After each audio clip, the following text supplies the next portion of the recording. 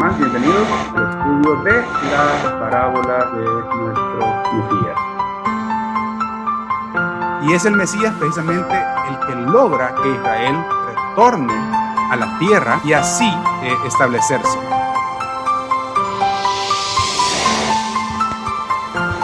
Exacto, a eso se refiere con un manantial. Un manantial de agua es precisamente donde nace el agua. Israel tiene esa vertiente de agua. ¿Okay? Y sigue fluyendo, y sigue fluyendo, y sigue fluyendo. Bienvenidos a la lección 2 de este estudio de las parábolas.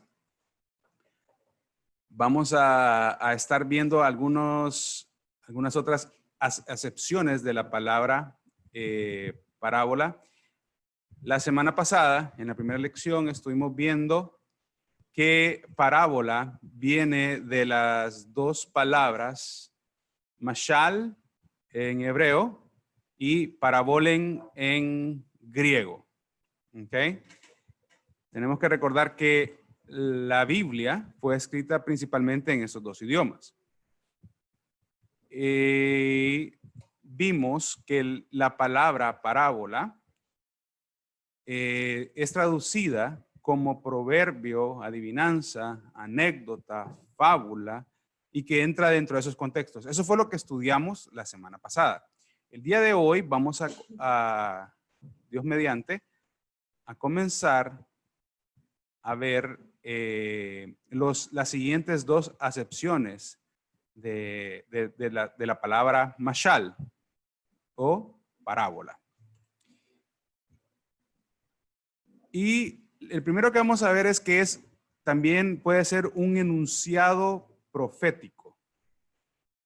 Miren, si hay palabra que a mí me da escalofrío hablar o enseñar, es con las cuestiones que tienen que ver con profecía.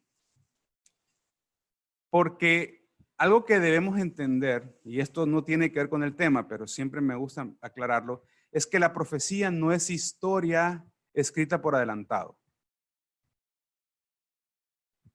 ¿Qué quiere decir esto? La profecía puede ser una advertencia de parte de Dios para que podamos tomar decisiones y podamos evitar algunos desastres. Algo que a veces se entiende mal acerca de la profecía es que la profecía se tiene que cumplir y pues es una de los requisitos que pone Moisés cuando habla acerca de tener cuidado con los falsos profetas, que si la profecía no se cumple, hay que darle en el gañote al profeta. Hay que matarlo. Perdón, Camilo. Entonces, ¿qué haríamos con Jonás, por ejemplo? ¿Se cumplió la profecía de Jonás?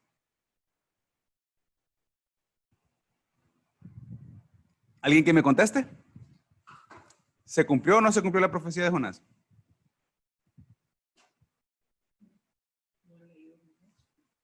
Eddie, Dime. en su tiempo puede ser que sí se haya cumplido, pienso yo, porque para ese tiempo fue escrita, ¿verdad? ¿Pero se cumplió la profecía de Jonás? ¿Fue Nínive destruida? Sí, no fue destruida. Entonces, ¿Jonás es un falso profeta? No, porque el Señor tuvo misericordia. Ajá. ¿Y entonces?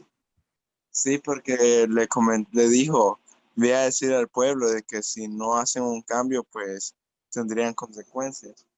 Y pues tuvieron miedo y pues hicieron el cambio. ¿Seguro que eso es lo que dice el texto? Es que miren, con el libro de Jonás ocurre algo muy, muy interesante. Jonás le agrega la profecía. O sea, si vemos el texto tal y como aparece en la Biblia, a Jonás se le da un mensaje y Jonás le añade a ese mensaje. Y ahí hay un serio problema. Entonces, no, la profecía que Jonás da no se cumple. en el tiempo que él dijo, porque la gente se arrepiente. Y es precisamente eso es la profecía. La profecía no necesariamente habla de eventos futuros. Es más, el 80% de la profecía habla de eventos actuales. No tengo tiempo para discutir esto, pero si en algún momento alguien quiere que discutamos y podamos tener una reunión, hay evidencias que, por ejemplo, el libro de Apocalipsis, cuando Juan, lo está escribiendo, el antimesías o el anticristo que él tiene en mente, en realidad es el emperador romano. Pero eso no es tema de discusión ahorita, pero cualquiera que quiera contactarse conmigo, podemos hablar ampliamente fuera de esta clase. ¿Ok? Entonces, un enunciado profético la profecía es un llamado. Es un llamado de parte de Dios para que podamos hacer cambios en nuestras vidas, para que evaluemos cómo estamos y pues que nos acerquemos a Él. Eso es la profecía en un vistazo general acerca de ello. Entonces, el enunciado profético como parábola es precisamente a eso a lo que se refiere. ¿Ok? Vamos a ver algunos ejemplos. Vámonos a Números, capítulo 23, versículos 7 al 10. Alguien que quiera leerlo, por favor. Recuerden, por favor, cuando estemos en la clase, tener su Biblia, preferiblemente en físico, para que así podamos avanzar y no necesariamente estar buscándola en digital, porque pues estamos utilizando los recursos digitales para la clase. ¿Ok? ¿Quién lo quiere leer? Yo lo tengo ahí. Dice: y él tomó su parábola y dijo: de Aram me trajo Balac, rey de Moab, de los montes del oriente. Ven, maldíceme a Jacob, y ven, execra a Israel. ¿Por qué maldeciré yo al que Dios maldijo? ¿Y por qué le he de execrar al que el Señor no ha execrado? Porque de la cumbre de las peñas lo veré, y desde los collados lo miraré. He aquí un pueblo que habitará confiado y no será contado entre las naciones. ¿Quién contará el polvo de Jacob o el número de la cuarta parte de Israel? Muera yo la muerte de los rectos y mi postrimería sea con la suya. Como la suya, perdón. Ok, ¿alguien sabe cuál es el contexto de esta historia? ¿Qué es lo que está ocurriendo? Buenos días. Buenos días. Creo, más o menos ahí, lo que recuerdo, es de que en Israel querían, creo que los enemigos de Israel querían maldecir a Israel y le dijeron a Balaam que trajera palabra de maldición hacia Israel. Y Balaam, pues, es la famosa historia donde sale el burrito, la mula que le habló. Incluso Dios usó un ángel para que, hey, no puedes venir y dar una maldición ante el pueblo de Jehová. Por ahí va. Así es, así es. Y esa historia está llena de no contradicciones, sino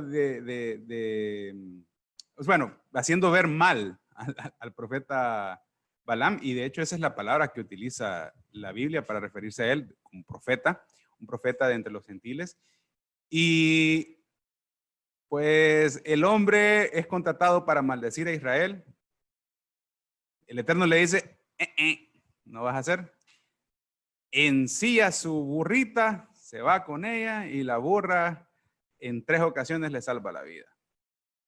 Pero él continúa y bueno.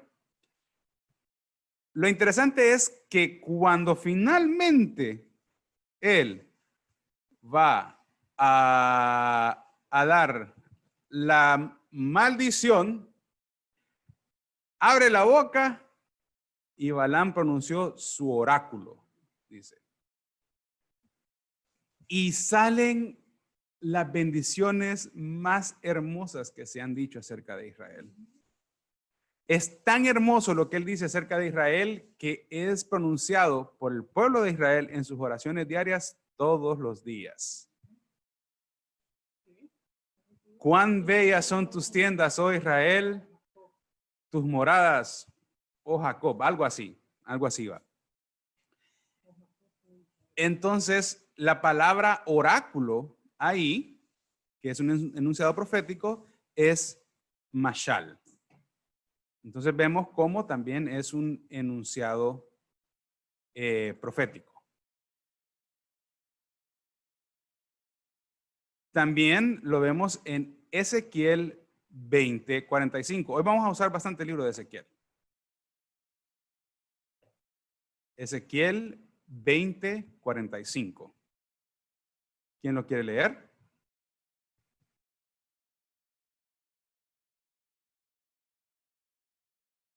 Yo lo leo. Ok. Que Ezequiel 20:45. Me gusta que Aristides está bien participativo hoy. Gloria a Dios. Vino a mí palabra de Jehová diciendo. Eddie, ¿hasta qué versículo?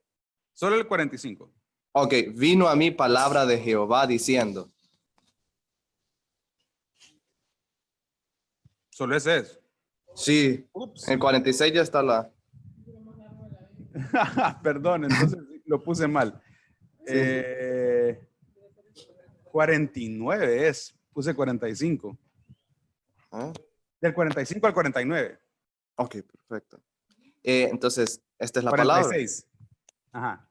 Hijo de hombre, pon tu rostro hacia el sur, derrama tu palabra hacia la parte austral, profetiza contra el bosque del Negev, y dirás al bosque del Negev, oye la palabra de Jehová. Así ha dicho Jehová el Señor. He aquí que yo enciendo en ti fuego, el cual consumirá en ti todo árbol verde y todo árbol seco.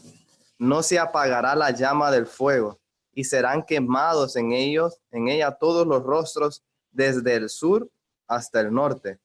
Y verá toda carne que yo Jehová lo encendí, no se apagará.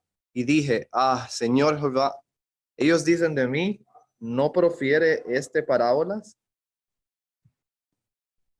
Ok. Entonces, ¿por qué dicen ellos no profiere parábolas?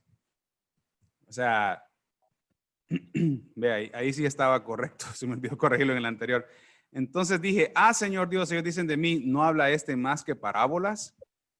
O sea, está hablando un enunciado profético. Él acaba de decir de que es una profecía, pero dice que la gente decía, no habla más que parábolas. ¿Y cuál fue la parábola? A ver, ¿quién encontró la parábola en la palabra que dijo el profeta Ezequiel?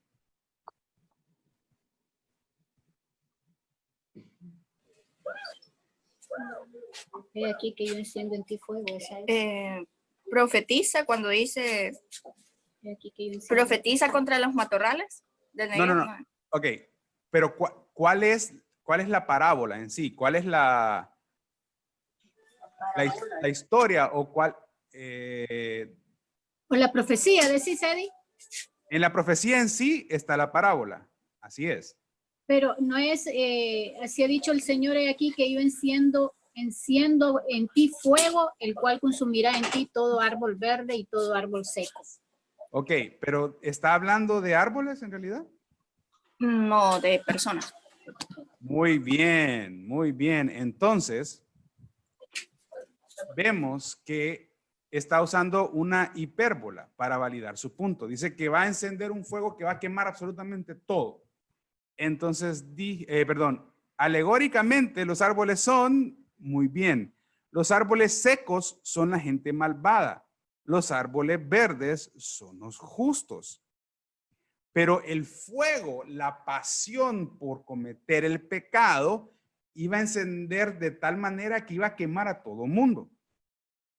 Que eso es lo que está diciendo Ezequiel en su parábola. Ahora, ¿notaron que la gente entendió?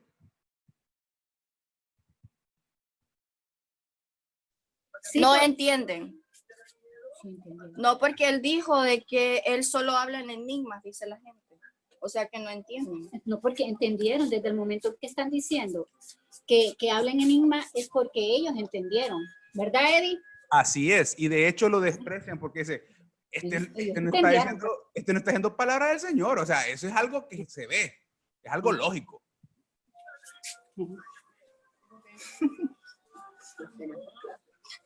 Ajá. O sea, que alguien dice, voy a dar profecía del Eterno. Ahí vendrá un virus que nos diezmará la población mundial. Really? Eddie, podría ser como, este no habla profecía de Dios, sino que se está hablando refranes, por así decirlo. Está hablando refranes o cosas que el pueblo sabe, ¿verdad? Exacto.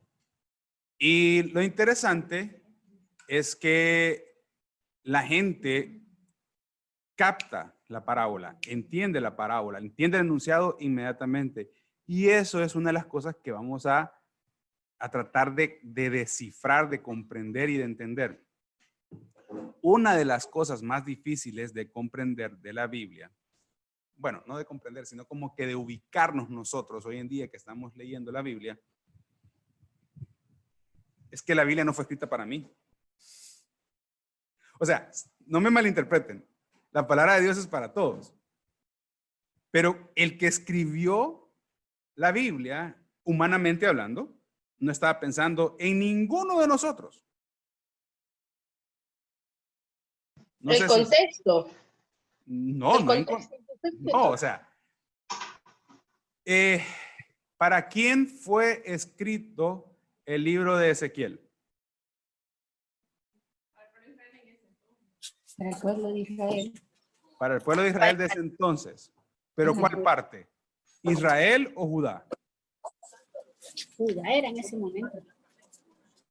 ¿Ezequiel le profetiza a Judá o le profetiza a Israel? Porque miren, una de las cosas que a veces no entendemos es que los profetas están hablando en algunas realidades. Hoy vamos a ver un versículo que normalmente se utiliza y sí se puede utilizar de la manera en que lo usamos normalmente. Y lo van a identificar así cuando lleguemos a ese versículo. Pero la realidad de cómo lo usamos nosotros a versus cómo fue escrito es completamente distinto. Y es un versículo en el libro de Jeremías. Pero ya les adelanté mucho. Entonces sí, la gente para entender la parábola debía comprender el contexto. Y también vamos a hablar de eso un poquito más adelante.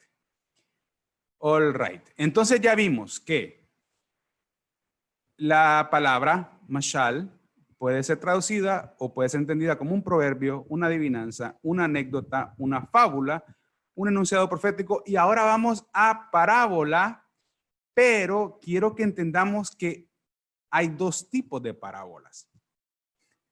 Ahorita vamos a hablar del primer tipo.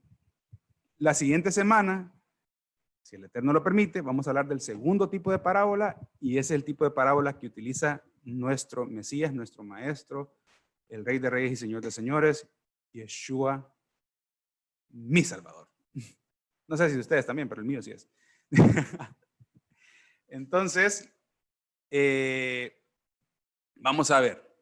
Y aquí es donde vamos a agarrarnos bien.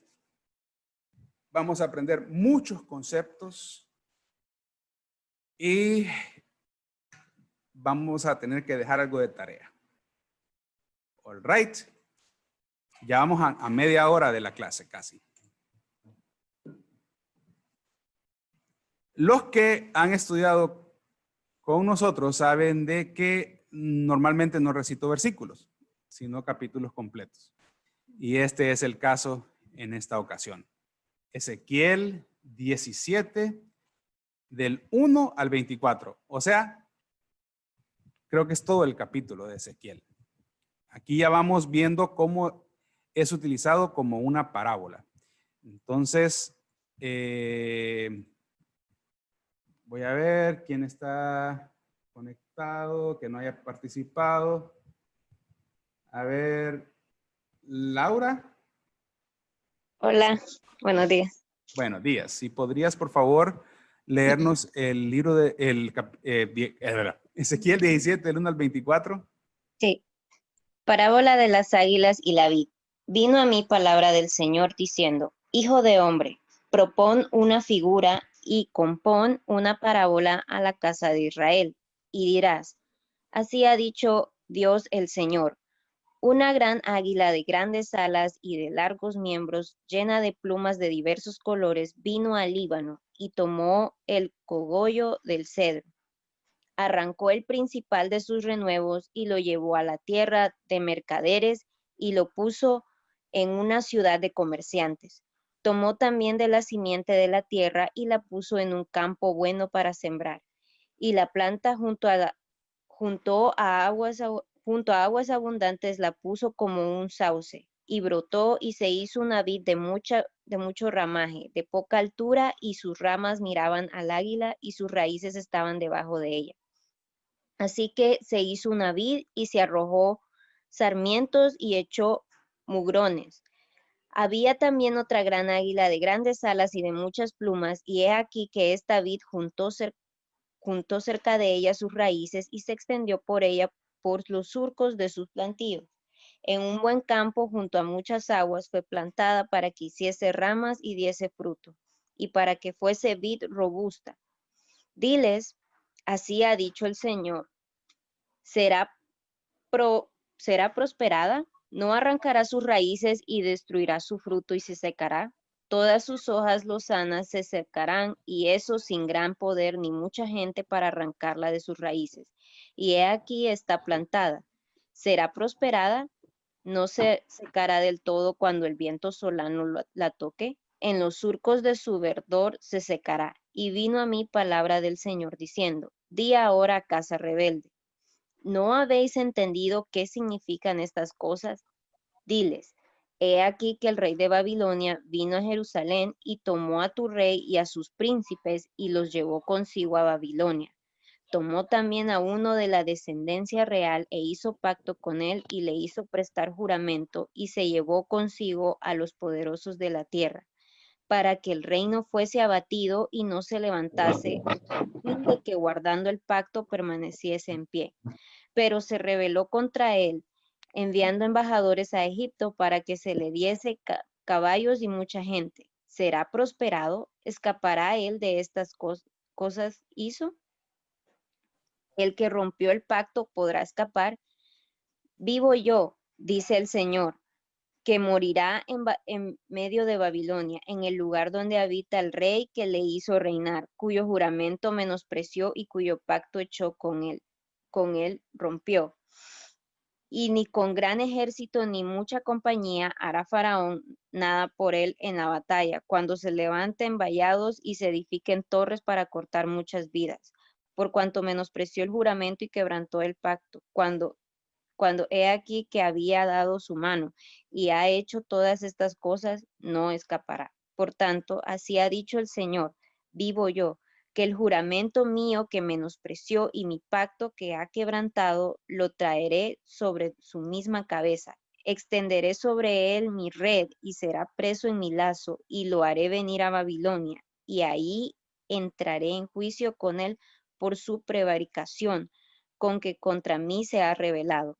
Y todos sus fugitivos con todas sus tropas caerán a espada, y los que queden serán esparcidos a todos los vientos, y sabréis que yo el Señor he hablado. Así ha dicho el Señor, tomaré yo del cogollo de aquel alto cedro y lo plantaré, del principal de sus renuevos cortaré un tallo y lo plantaré sobre el monte alto y sublime. En el monte alto de Israel lo plantaré y alcanzará ramas y dará fruto y se hará magnífico cedro y habitarán debajo de él todas las aves de toda especie y a la sombra de sus ramas habitarán y sabrán todos los árboles del campo que yo el Señor abatí el árbol sublime, levanté el árbol bajo, hice secar el árbol verde e hice reverdecer el árbol seco. Yo el Señor lo he dicho y lo haré. Gracias, Laura. Ahora, les voy a hacer una consulta. ¿De qué se trata lo que leyeron o lo que leyó Laura?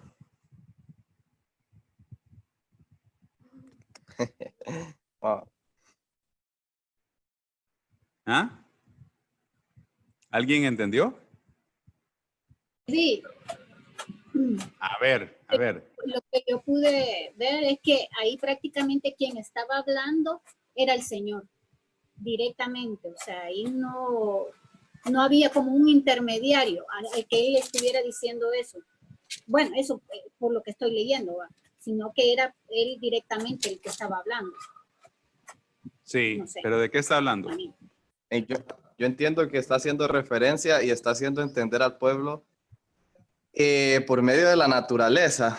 Fue lo que vine entendiendo, ¿verdad? Que habló de esta águila, no sé si es una de forma literaria que hicieron un águila, y habló de distintos árboles, dio instrucciones específicas de cómo deberían de estar estos árboles y qué iban a suceder con estos árboles. O sea, de una manera para que físicamente, me imagino yo, el pueblo pudiera ver y ver el poder de Dios, pues al final hace ese resumen de qué es lo que va a hacer. Va a cortar, va a hacer esto y va a hacer lo otro.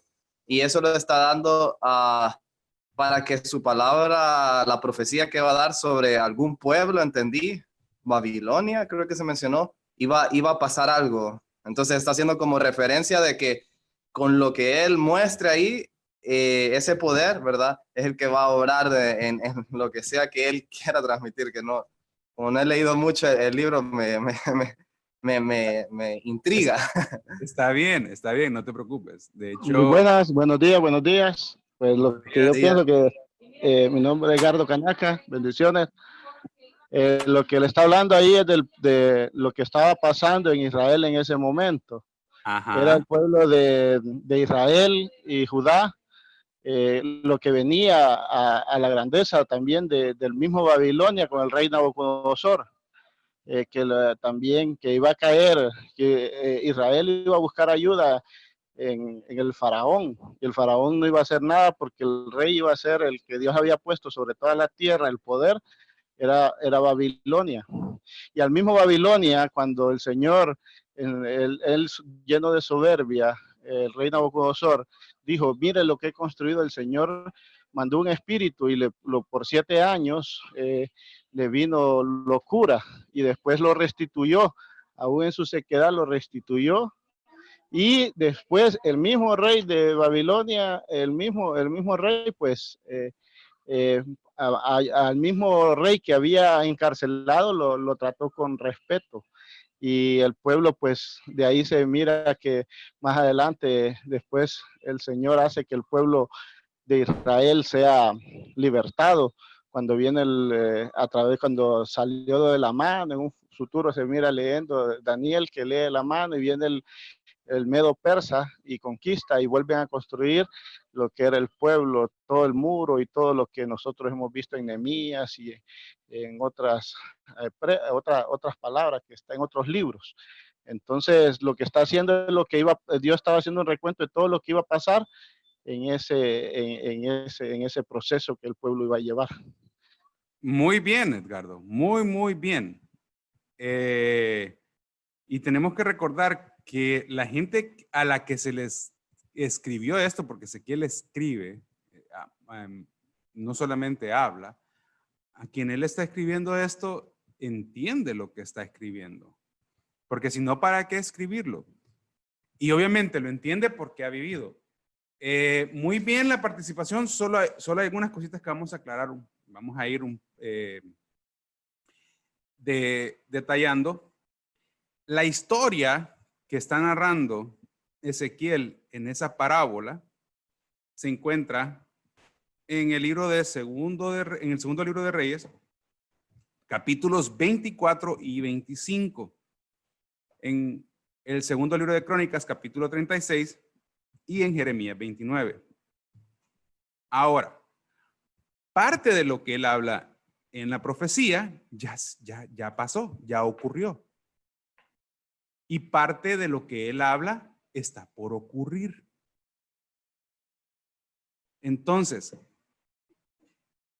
anoten por favor esos capítulos porque no podemos detenernos mucho tiempo para leerlos completos.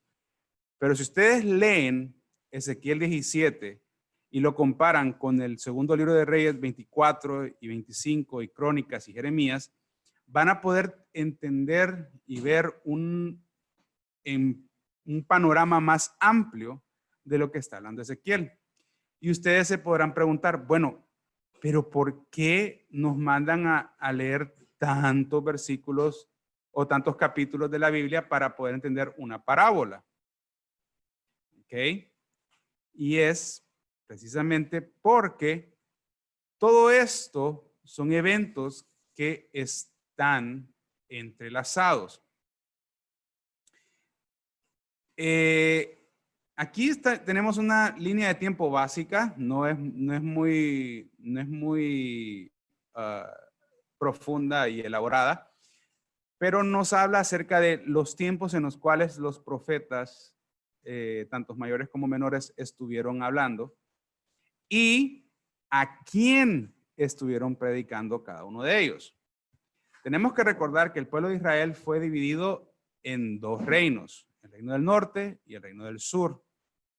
El reino del norte cae primero, como es llevado en cautiverio más rápido. El del sur dura un poco más, pero igual es llevado a cautiverio. El del sur regresa a Israel, el del norte no vuelve a regresar. Entonces, ahí es donde vamos a entender lo de la enemistad de los samaritanos con los judíos, por qué son llamados judíos ahora. Precisamente es durante este tiempo donde adoptan el nombre judíos, porque es el reino de Judá el que regresa. Pero hay representantes de las 12 tribus que regresan a la tierra de Israel, aunque las 10 tribus del norte fueron llevadas cautivas y como tribus íntegras no regresan. Pero sí hay representantes de todas las tribus en el reino de Judá y regresan. Y sí, está hablando del rey Joacim, y bueno, es bien extenso. Entonces, para poder entender una parábola y cualquier parte de la Biblia, tenemos que hablar de contexto. Hay un dicho que yo aprendí cuando era adolescente y lo he repetido desde que lo escuché. Un texto fuera de contexto es un pretexto. ¿Qué quiero decir con esto? Yo puedo hacer que la Biblia diga cualquier cosa que yo quiera que diga, si la saco de contexto. Si yo saco de contexto, yo puedo defender cosas que son antibíblicas utilizando la Biblia. Pero cuando yo conozco el contexto bíblico, entonces digo, no es así. ¿Se imaginan que yo les pido a ustedes que me preparen un sermón acerca de Ezequiel 17 sin haber leído el resto? ¿De qué me hubiera hablado cada uno de ustedes? Y más de alguno de decir, ¿y esto qué tiene que ver con parábolas? Tiene mucho que ver porque tenemos que entender cómo viene evolucionando el concepto de lo que es una parábola. La semana pasada hablamos acerca de la importancia que el templo tuvo en la vida de Israel. Y para este momento en el que Ezequiel está hablando, no hay templo. Entonces, el pueblo de Israel tiene que ir adaptándose a una nueva realidad. Ya no hay templo, ya no hay sacrificios. ¿Qué hacemos? ¿Qué va a tomar el lugar de los sacrificios? ¿Cómo es mi relación con Dios? Porque hasta ese momento la relación con Dios ha sido basada en los sacrificios y las oraciones que se hacen en el templo. La oración siempre estuvo presente, ¿okay? Eso nunca estuvo ausente, siempre estuvo ahí. Entonces, cuando el templo es destruido, se establece las oraciones, los 3 servicios de oración, servicio matutino, servicio vespertino y el servicio ya para la tarde-noche. ¿Cuántos de ustedes han leído donde dice que Daniel oraba 3 veces al día? Hasta lo cantamos. La canción va así: 3 veces oraba Daniel en el día, 3 veces oraba y la gloria caía, algo así. Pero bueno, no es que Daniel hacía algo extraordinario. algo nuevo. Todo el pueblo de Israel ora 3 veces al día y ora viendo hacia Jerusalén. Igual los musulmanes. Sí, los musulmanes también oran, pero ellos oran en dirección a la Meca. ¿Ok? Pero es interesante que nosotros lo vemos así como, wow, Daniel oraba 3 veces al día. Todos los judíos oraban 3 veces al día. Oran 3 veces al día. O por lo menos deberían de hacerlo. Deberíamos de hacerlo 3 veces al día. Y ya hay oraciones preestablecidas, que yo no sé si les enseñé la vez pasada. Este es un libro de oraciones. Y aquí están los 3 servicios de oración. A ver si se aprecia. Shaharit es el de la mañana, Minha es el de la tarde y Arbit es el de la tarde-noche. Entonces, debemos entender el contexto cultural, el contexto histórico y el contexto literario. Y eso va a ser muy importante y eso lo vamos a estar aprendiendo un poco más en las próximas clases. Entonces, ahora que entendemos un poco más de qué está hablando Ezequiel, vamos a hacer ciertas preguntas. ¿Ok? Ya dijimos, ¿de qué se trata? Bueno, ya vimos que el hermano Edgardo nos dio Entonces, vamos a ver que algunas de las cosas de la parábola de Ezequiel. Entonces dijimos que teníamos que entender el contexto y vamos a ver un poco más. Y lo primero que de lo que vamos a hablar es del retoño más alto. Creo que en la versión que leyó Laura utilizaba una palabra que honestamente nunca la había escuchado. Cogollo. ¿Cómo? Cogollo, creo que era cogollo. Eso sí. Pero eso es el retoño más alto, o sea, la rama más alta, el águila de poderoso plumaje y todo fue el que arrancó. Entonces, ¿a qué se refiere con eso del retoño más alto? Ok, vamos a entender algo. Hoy voy a explicarles lo que es un targum. ¿O hay alguien que sepa lo que es un targum? No, nadie. Nadie. Ok. ¿Ustedes creen que las traducciones bíblicas son algo moderno?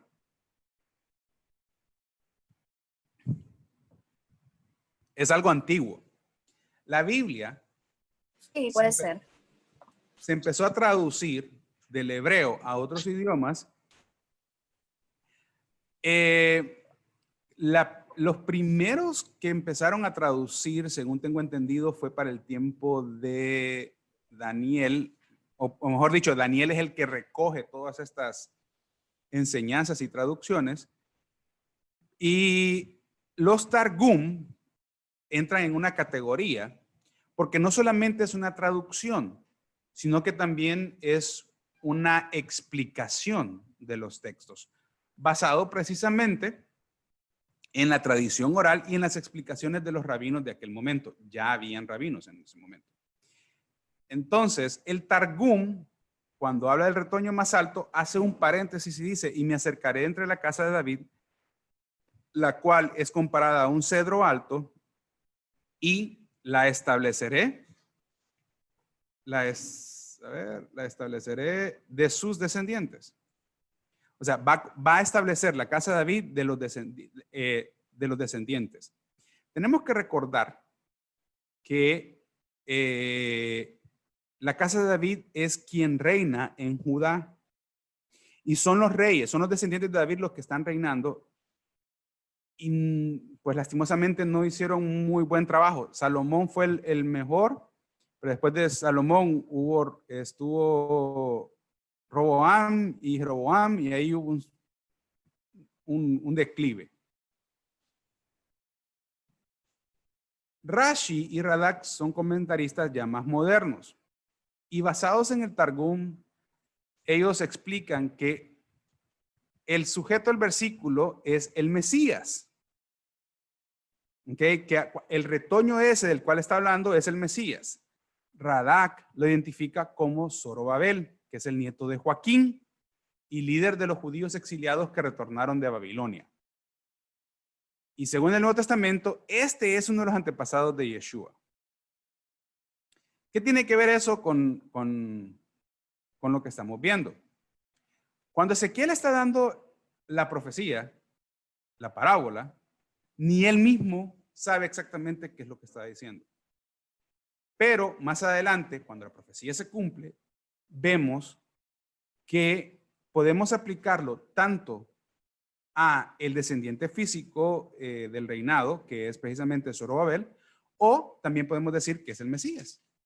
Y es el Mesías precisamente el que logra que Israel retorne, o que los judíos, el pueblo de Israel, puedan retornar a la tierra y así poder ellos establecerse.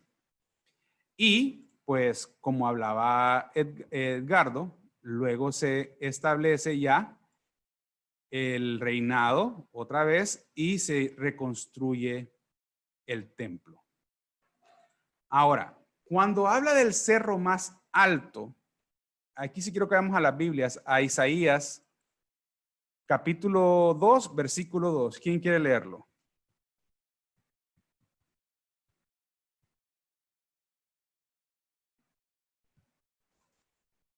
Isaías 2, 2. Yo lo leo. ¿Ok? Isaías 2:2. Bueno, voy Reina Valera. Isaías 2:2. Acontecerá en los postreros de los tiempos que será confirmado el monte de la casa de Jehová como cabeza de los montes, y será exaltado sobre los collados, y correrán a él todas las naciones. Entonces, cuando Ezequiel está hablando del cerro más alto, precisamente está confirmando lo que está diciendo Isaías. Si ustedes no saben, Isaías fue antes que Ezequiel. Entonces, Ezequiel ya lleva el bagaje de los profetas que estuvieron antes que él y construye sobre eso. Recuerden que Rav Shaul, el apóstol Pablo, dice que la Torá y los profetas fueron como la base y ellos van construyendo sobre esas bases. ¿Por qué? Porque la revelación bíblica es una revelación progresiva. Debemos pensar en Génesis como una semilla y ya para el tiempo de Apocalipsis vemos el árbol completo. ¿Quedó claro hasta ahí? ¿Tienen preguntas? Por favor, háganlas. Sí. Yo no me quedó tan claro el Targum, ¿qué significaba? Sí, Okay. me ayuda con eso. Gracias. Ok. El Targum es una traducción del Antiguo Testamento del hebreo al árabe. Pero en la traducción, ellos van incorporando también la tradición oral. Sí les expliqué lo que era la tradición oral, ¿verdad? A mí sí, en Shabbat un día nos explicaste, pero a ellos no. Gracias, Valeria. Por eso es que no estábamos entendiendo. La tradición oral es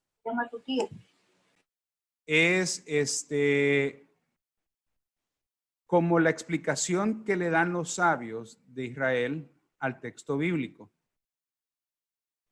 ¿Alguna vez han visto una Biblia que se llama Biblia amplificada? The Amplified Bible.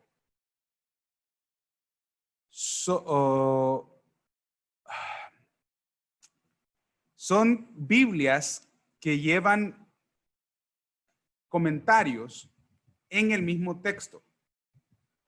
Nosotros las Biblias que tenemos hoy por hoy normalmente traen comentarios, las Biblias de estudio, pero el comentario no viene en el texto bíblico, sino que viene como aquí abajo. En la parte de abajo, sí. ¿Okay? estas Biblias traen esos comentarios, ese Targum, que son antiquísimos. De hecho, son desde antes de la venida del Mesías, o sea, son antes de la era cristiana.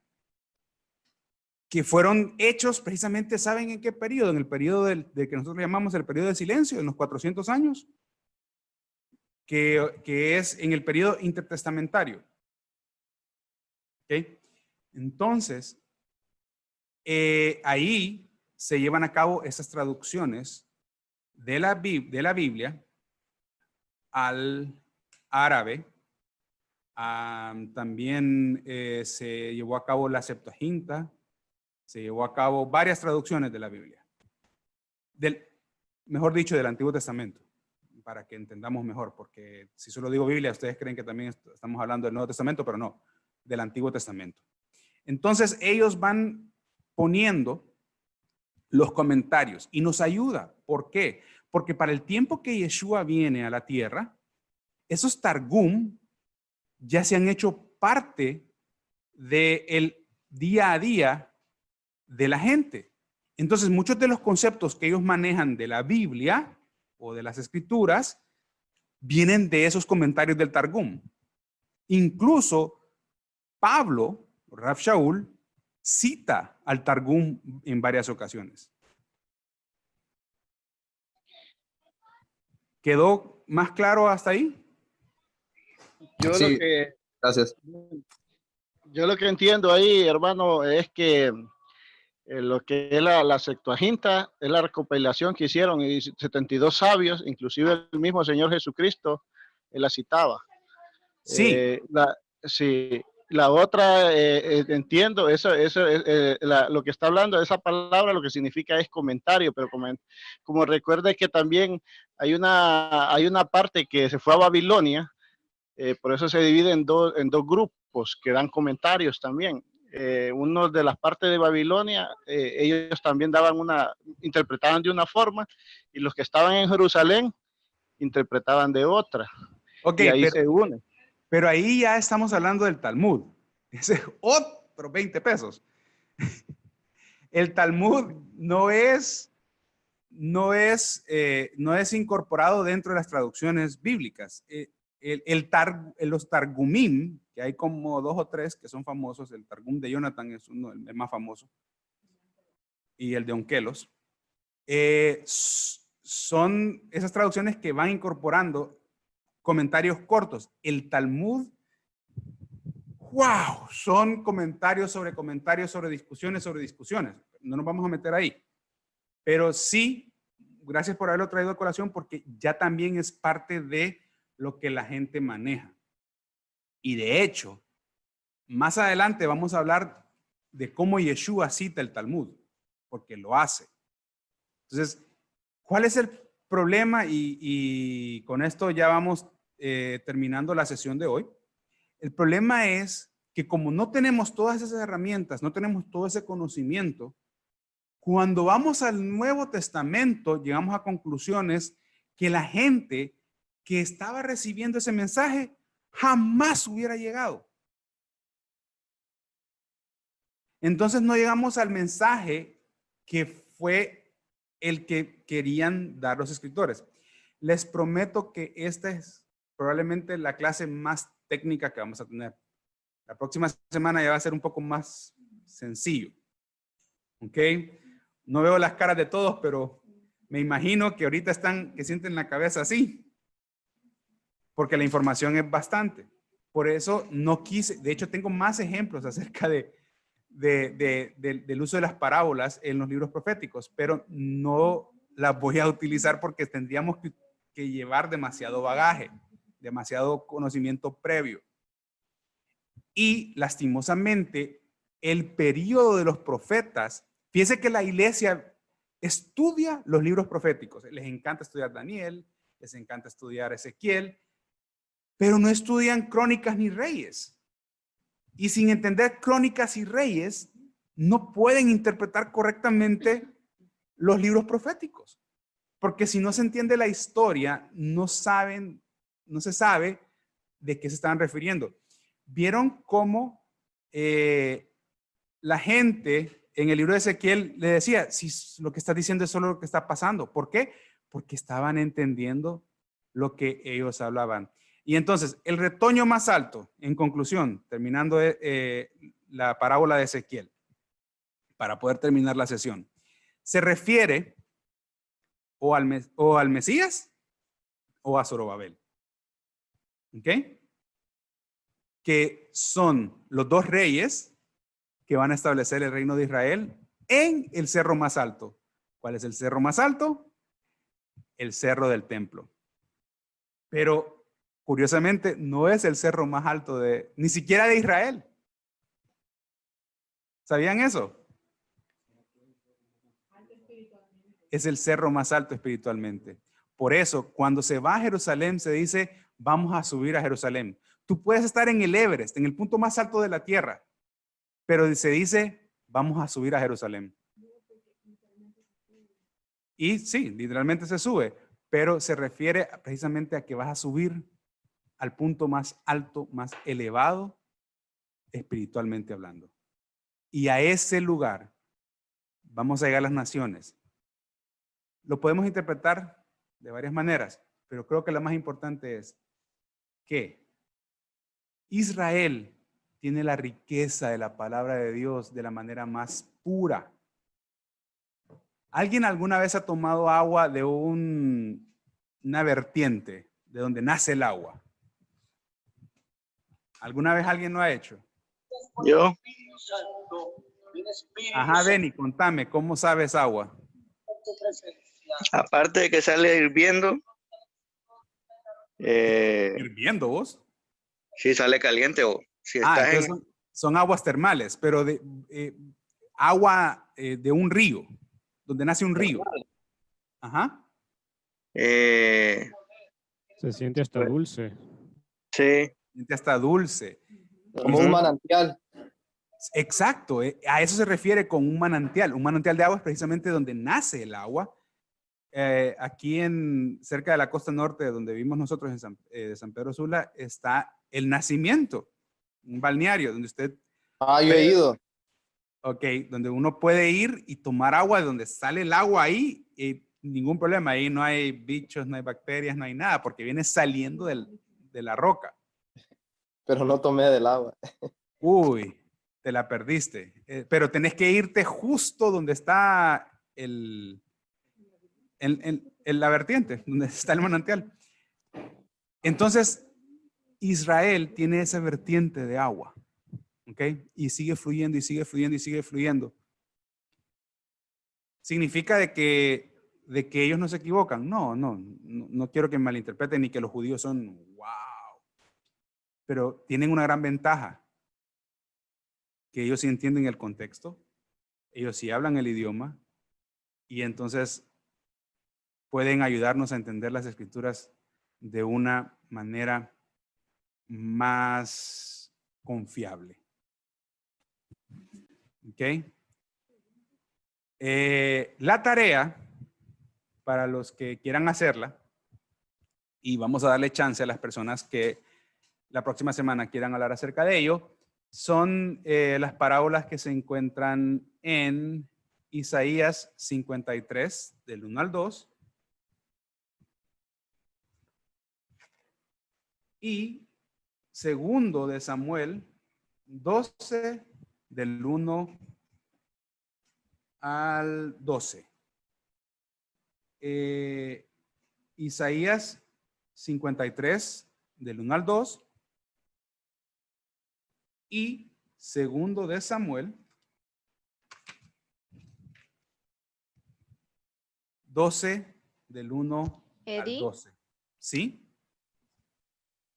No, era 56. Que alguien lo escribe en el chat y así estamos en la misma página. Digo. Sí, ok. Porfa. Ahorita lo está escribiendo mi hija ya. No, ya lo mandó. Ok, entonces, bien. ¿Tienen alguna pregunta de lo que hemos visto hasta hoy?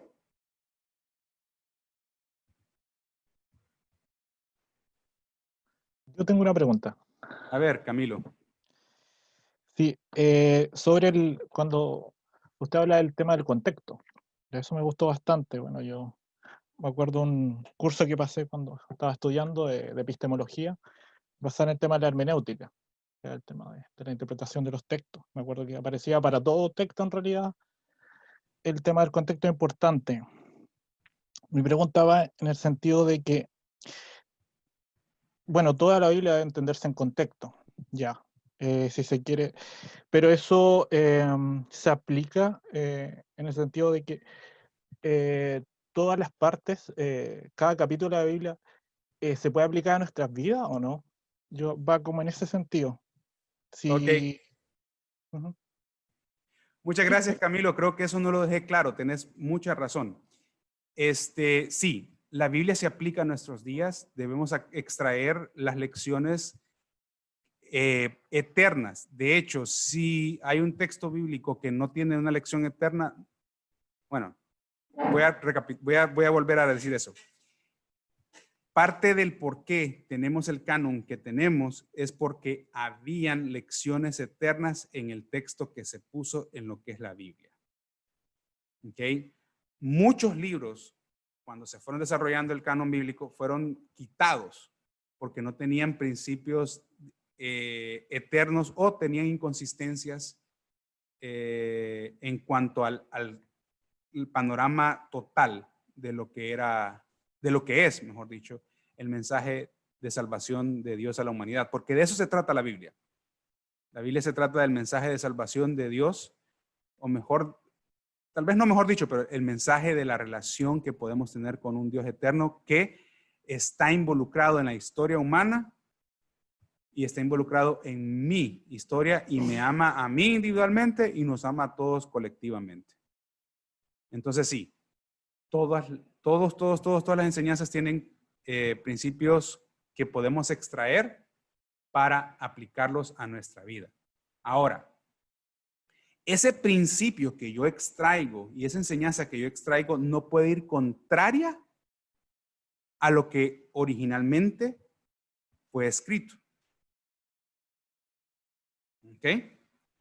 Y hay varios ejemplos que lastimosamente donde los textos bíblicos se sacan fuera de contexto y podríamos decir de que chocan o van contrario a algunos principios universales o mejor dicho, a lo que la audiencia original hubiera interpretado. Eddie, ¿puedes dar un ejemplo de eso? Porque generalmente, pero así bien común, o que vos digas, caramba, siempre sacan a reducir este texto fuera de contexto. O sea, porque muchos pecamos o abusamos de esos textos, inclusive en oraciones quizás, pues, no sé. Eddie, yo pienso de que el punto allí, recuerda que nosotros tenemos la dirección del Espíritu. El Espíritu nos guía y el Espíritu es el que nos va dirigiendo. Nosotros, por eso es algo que el Espíritu es el que, el Espíritu Santo, el Espíritu, el Ruach, es el que nos lleva y nos mueve en eso. Entonces, por eso sentimos que cada parte de la Biblia, cada parte de su palabra, nos toma, porque nuestro espíritu habla con el Espíritu de Dios y nos guía, y nos hace sentir o nos da dirección y nos hace ver las cosas de otro punto de vista. Muy cierto, Edgardo, y nuestro hermano Edgardo, de hecho, de manera privada ha compartido conmigo como muchos textos han sido sacados fuera de contexto y hemos discutido un poco acerca de eso. Me río porque lastimosamente muchas de las doctrinas que tenemos hoy por hoy son sacadas precisamente fuera de contexto y por eso no me gustaría dar ejemplos específicos, porque la intención en estas clases es que pues cada quien vaya en su viaje y vayamos aprendiendo juntos, pero también de manera individual. Y no me gustaría decirle a alguien, ¿sabes qué? Estás equivocado, porque no es esa la intención. No es decirles, esta es la manera correcta, esta es la manera incorrecta, sino que cada quien conforme vamos estudiando, vayamos llegando a las conclusiones de manera individual. Ahora, solo una palabra de advertencia en cuanto a lo que dijo Edgardo es que él dice, sí, el Espíritu nos puede decir, estamos de acuerdo, pero no podemos minimizar el trabajo del intelecto. El Eterno nos dejó las Escrituras y nos dejó la manera en que podamos investigar para poder llegar a las conclusiones correctas. Entonces, si bien es cierto, el Espíritu es quien me guía a la verdad, tenemos que darle al Espíritu las herramientas, por así decirlo, para poder llegar a las conclusiones correctas. Ahorita puedo decir uno que no va a ser controversial. Creo que en el libro de Proverbios es que dice que el que disciplina a su hijo de madrugada o el que madruga. No. Dale la vara a tu hijo temprano, algo así. No sé si alguien me puede ayudar, pero algo así dice un versículo en Proverbio. Pero básicamente lo que dice es, ajá. Valeria, ¿lo Mi tenés? mamá lo está buscando, ya lo va a encontrar. Gracias, Laste. Gracias. Porque ese es un ejemplo. Instruye al niño en su camino y aun aunque esté viejo no se apartará de él. No es ese. No es ese. Gracias, Aristides, pero no es ese. Okay. Hay uno que dice específicamente que hay que madrugar para disciplinar a los hijos. 13:24. Proverbios 13:24. Léelo, Laste, porfa. Ahorita te lo leo. Ay, Dios mío. Proverbios 13:24. Dice,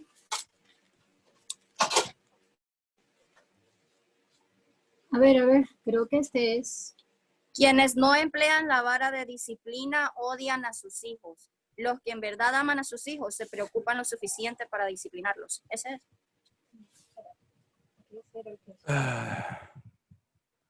Va algo así. Pero en realidad les voy a ver si lo busco. Es, en la Reina Valera es que dice así. Solo en la Reina Valera dice mi esposa que es que dice que de madrugada. Proverbios 13:24 es entonces. Proverbios 13:24, alguien que tenga la Reina Valera.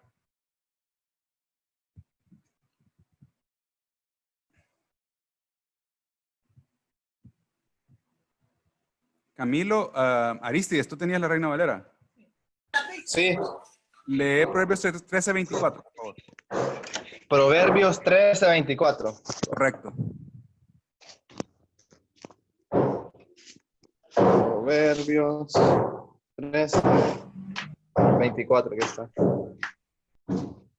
Entonces dice, el que detiene el castigo a su hijo aborrece, mas el que lo ama, desde temprano lo corrige. Sí. Ahí está. Ok, muchas gracias. Y gracias, Laste, por haberlo encontrado. Yo conozco el caso de un pastor que se levantaba a las 5 de la mañana a darle vara a sus hijos.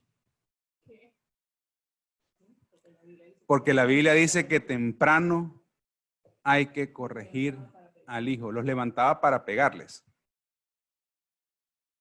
Ese es un texto sacado de contexto.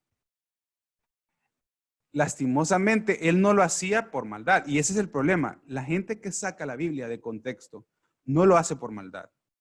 No lo hace porque quiere engañar. Bueno, espero. Sino que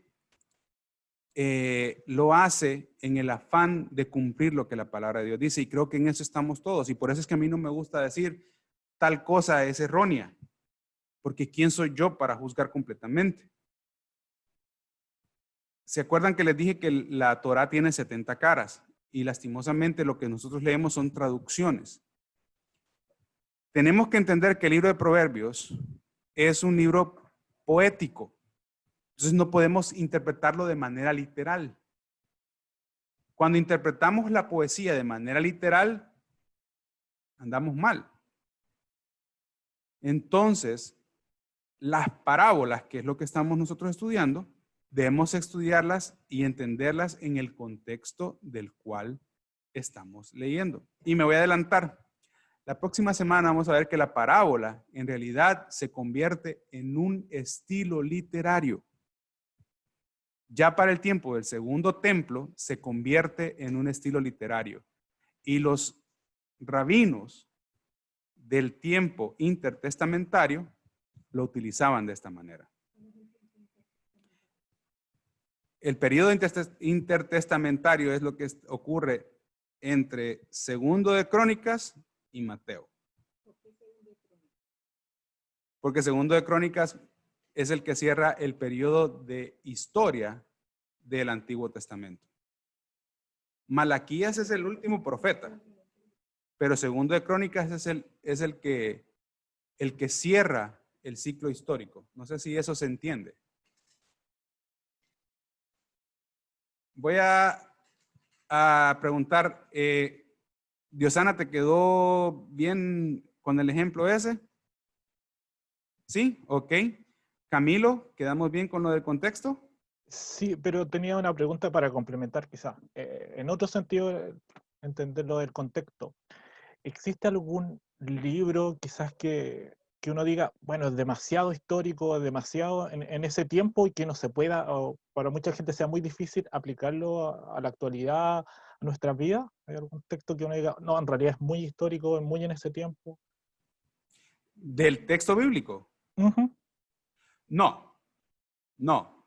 Volvemos al punto. Obviamente son historias que debemos extraer. Y para poder extraer algo de un texto hay que estudiar. No, hay un dicho en inglés que dice, we can't take it at face value.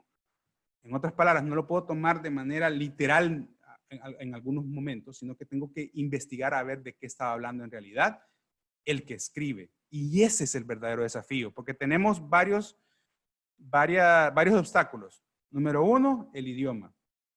Todo aquel que ha hecho una traducción sabe que la traducción nunca hace un trabajo 100% a prueba de error. Siempre hay cosas que se pierden en la traducción. Número dos, la cultura. ¿Okay? Nosotros no entendemos la cultura porque no vivimos la cultura del pueblo de Israel. Y como les decía al principio, Yeshua, los discípulos, los escritores del Nuevo Testamento, todos, absolutamente todos. El único que más o menos está en discusión es Lucas, pero de ahí todos los escritores del Nuevo Testamento son judíos. Tienen mentalidad hebrea, no tienen mentalidad gentil. Entonces, cuando ellos están escribiendo algunas cosas que nosotros damos por sentado, ellos no tienen eso en mente. Y si quieren podemos hacer una sesión aparte de esto y podríamos hablar acerca de el contexto judío del Nuevo Testamento. Eso lo podríamos hacer en algún otro momento. Y, bueno, entonces dijimos idioma, cultura, y obviamente el tiempo, los idiomismos ha ido cambiando increíblemente. Ustedes saben que los idiomas son considerados organismos vivos. Un ejemplo que a mí me gusta dar mucho es la palabra, de cómo los idiomas van cambiando. Esto va a ir a YouTube, así que creo que lo vamos a dejar por ahí ahorita. Vamos a parar la grabación. Bienvenidos al estudio de la parábola de nuestro Mesías. Y es el Mesías precisamente el que logra que Israel retorne a la tierra y así establecerse.